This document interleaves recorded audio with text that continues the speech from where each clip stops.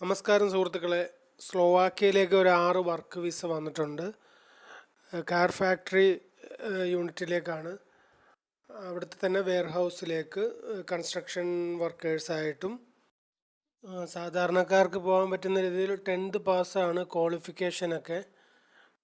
Over ടൈമൊക്കെ available ആണ്. Working hour എന്ന് പറയുമ്പോൾ 8 to 12 ആണ്.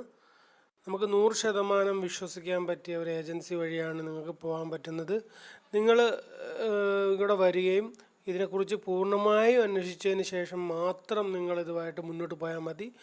നിങ്ങൾ വന്ന് ഈ ഏജൻസി എന്ന് പറയുമ്പോൾ 40 വർഷത്തെ പാരമ്പര്യമുള്ള ഏജൻസിയാണ്.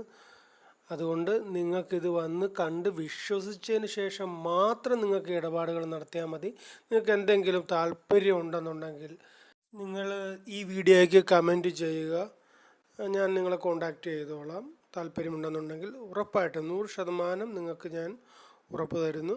Please contact me.